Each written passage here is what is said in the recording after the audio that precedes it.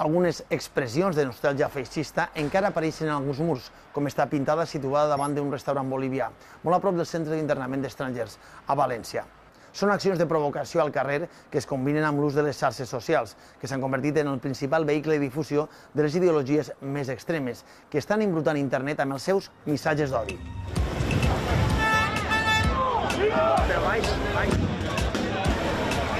Els grups més radicals també aprofiten actes públics com la celebració del 9 d'octubre per amplificar els seus missatges minoritaris. Avui, en Punt Docs, analitzem com actua i què motiva l'extrema dreta més ultra. José Antonio Primo de Rivera! No pot ser que una minoria minoritària, agressiva i violenta imposi la seva manera de ser valencià. Diga qui es pot manifestar i qui no, en el 9 d'octubre, diga qui és un autèntic valencià i qui no.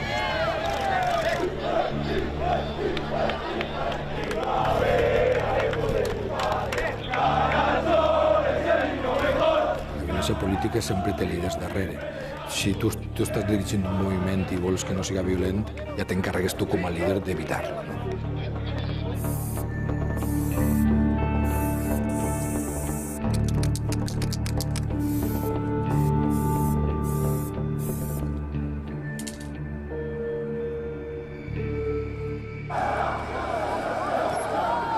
Grups neonazis es concentren a la ciutat alemanya de Chemnitz, una població que en temps de la República Democràtica Alemanya rebia el nom de ciutat de Karl-Marx-Stadt. Als carrers d'Estocolm desfilen elements del moviment de resistència nòrdica.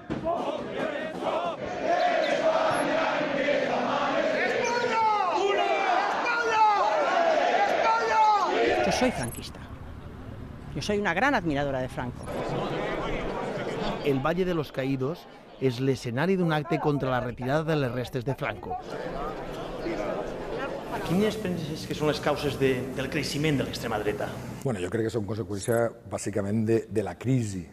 De la crisi, però no sols l'econòmica, que és molt important, sinó de les crisis ideològiques, polítiques, que existeixen. No oblidem que l'estat del benestar va prometre que la gent que estudiara tindria un bon lloc de treball, que les dones podrien incorporar-se sense problemes al mercat laboral, que hi hauria un món de riquesa per a tots. I això ha fallat. Molta gent jove pateix, molta gent està fora del sistema. I aleshores això ho aprofita molt bé l'extrema dreta per a donar-los un discurs de, bueno, doncs jo vos oferisc una taula de salvació. Jo crec que això és una de les causes molt importants, la crisi de valors i la crisi econòmica. Vicent Flor és especialista en la sociologia política i autor d'assajos com Noves glòries a Espanya, anticatalanisme i identitat valenciana. A causa de les seues publicacions, ha patit en carn propi els atacs d'elements d'ultradreta. Quines similituds hi ha entre la dreta europea, l'espanyola i la valenciana? Bueno, l'extrema dreta espanyola i valenciana encara està molt hereva del nacionalcatolicisme franquista. En molts llocs l'extrema dreta ha aconseguit, en altres llocs d'Europa, fer semblar una extrema dreta més moderna.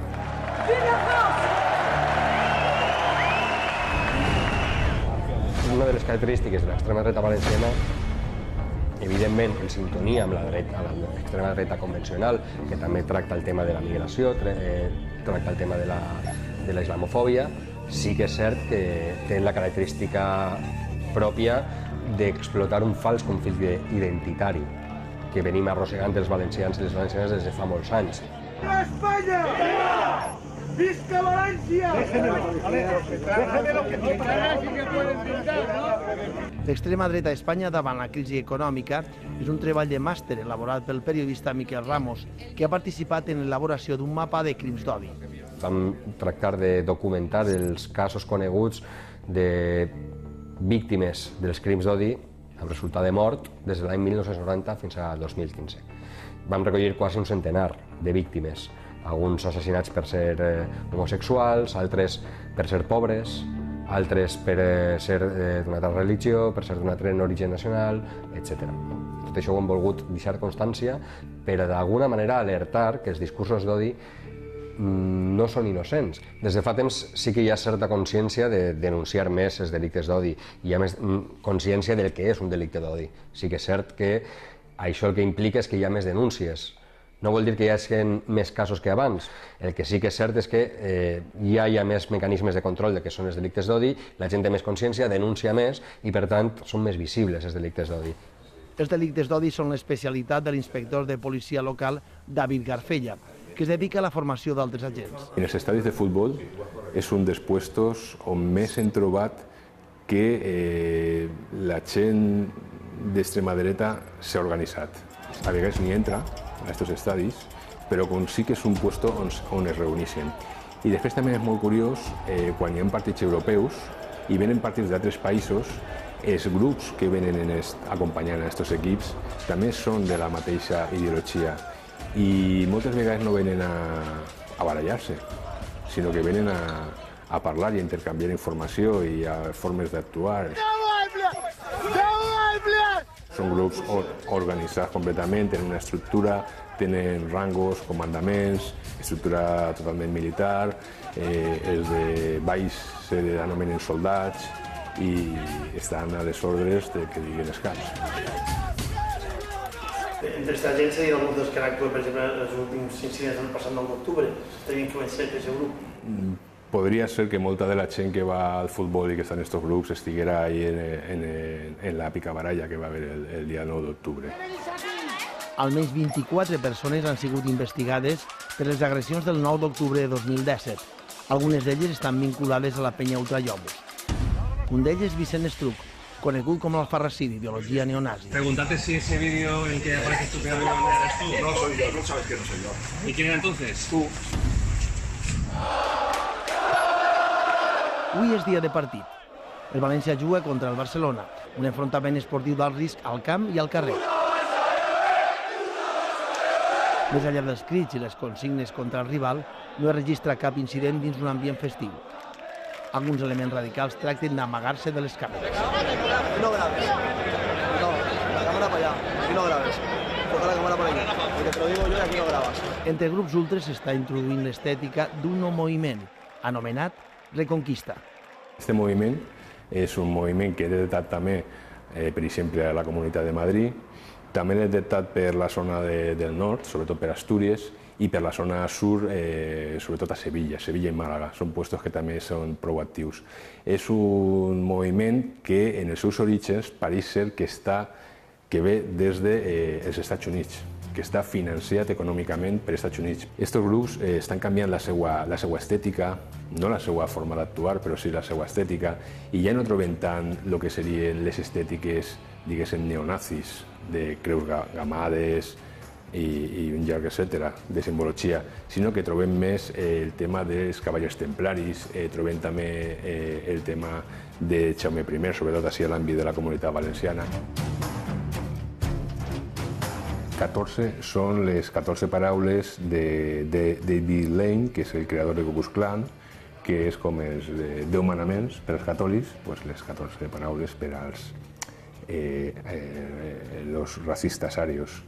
I després el 88, si fem la reconversió, l'octava letra de l'abecedari és la H, Heil Hitler. Una de les eines més importants que està fent servir l'extrema dreta actualment són les notícies falses, la desinformació. Som molt conscients de que a través de les xarxes socials i a través de suposats mitjans de comunicació que són pàgines web creades a consciència amb imatge de mitjà de comunicació, però que no són mitjans de comunicació, sinó que són portals especialitzats en difondre l'odi, estan tractant de sembrar tota una sèrie de tòpics, tota una sèrie de prejudicis de cara a l'opinió pública. El 85% dels delictes ja no estan ocorrint a nivell de terra, del piso, sinó que estan passant tots en el núvol, en internet. I el ben cert és que trobem molta activitat d'extrema esquerra ara mateix a la red, quasi tanta ja com l'extrema dreta. Lo que vivimos es una polarización en todo el Estado español. fruto más que probablemente del actual hecho catalán, y bueno, pues esto hace surgir determinadas posiciones encontradas, pero no hay un aumento de estas posiciones.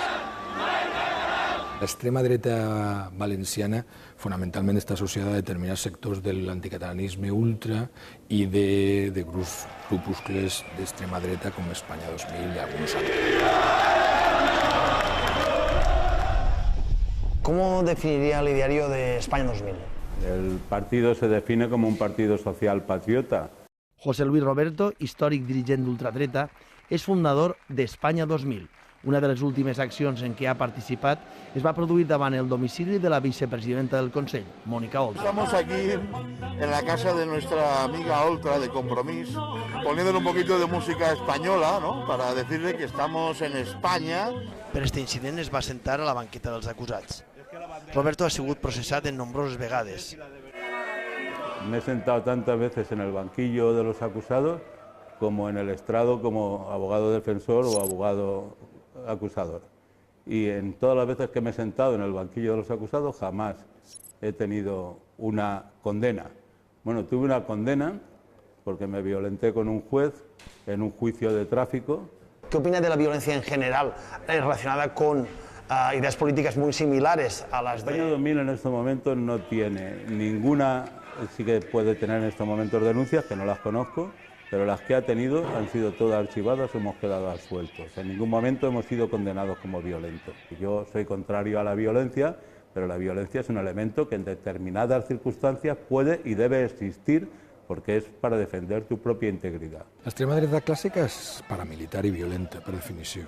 Ells venen d'aquesta tradició i el franquisme els ho permeté i la transició democràtica. Ara saben que la violència en general està deslegitimada, per tant, saben utilitzar una violència de baixa intensitat, tot i que continuen havent morts, i per tant és un tema que no hem de banalitzar, però diguem que sempre saben, també en el suport d'una certa complicitat policial i judicial en alguns casos, no passar determinades barreres per a no caure en la legalització. Per exemple, alguns dels seus líders acudeixen als actes, però ells no participen en els actes violents. Espanya 2000, una força extraparlamentària, havia reduït encara més el seu suport electoral. En 2011 va obtindre 4 regidors a la Comunitat Valenciana i en 2015 un únic regidor a Silla. En esta població de l'Horta Sud, José Luis Roberto va ser director d'escola als anys 80. Entre una llarga llista d'activitats, Roberto va formar part de l'Asociació d'Empresaris de Locals de Cites. ¿Pero todavía mantienen negocios relacionados con la seguridad, abogacía y gimnasios? Mantengo con la seguridad, no voy a decir que no. Con la abogacía tampoco voy a decir que no, porque soy abogado y no te voy a decir nada más. Mantengo negocios en el extranjero, por ejemplo en República Dominicana, porque ahí no tengo estos problemas, ahí me recibe el ministro de Defensa. Con lo cual mantengo más negocios, claro, porque tengo perfecto derecho a mantenerlo y a callarme. Roberto reconeix mantindre una relació fluida amb estaments policials, militars i judicials. Es extraño que tenga relaciones con la policía en este sentido. Yo he sido 12 años director del Colegio Militar, Jaime I, que iban los hijos de oficiales del Ejército, hijos de la Guardia Civil y de la Policía Nacional, ¿vale? Es extraño que tenga relación con esta gente. Yo soy más de 30 años abogado, con un despacho con 7 abogados. Es extraño que tenga relación con jueces. Hay que defender lo que entendemos que es nuestro. Eso plantea un problema grave con el mundo globalista. Esclavos, solo son esclavos. Mentixen, simplifiquen la realitat, però ho fan amb habilitat i per això són perillosos. Tot i que en Espanya no és un problema que crec que sigui imminent l'ascens de l'extrema dreta al poder, sí que cal tindre molta contundència policial, política i judicial. Muñecos, cráneos huecos, podridos. Lo noto en los ojos que hay detrás de esa bufanda en la que estáis escondidos. L'extrema dreta valenciana és molt residual, molt insignificant i pense que no té capacitat per a transformar aquesta societat. El que sí que és cert és que està molt ben amplificada pels mitjans de comunicació i pels seus propis mitjans per semblar que són més poderosos i més hegemònics del que són en realitat. se colocó la esvástica, lanzó su brazo arriba y sintió ser importante. Decidió vengar su odio destruyendo aquello que tenía delante. ¿Ves esclavos en grupo o no ves a ninguno? Imponen su fuerza, siempre 15 contra 1, arropados por su bando, ellos sí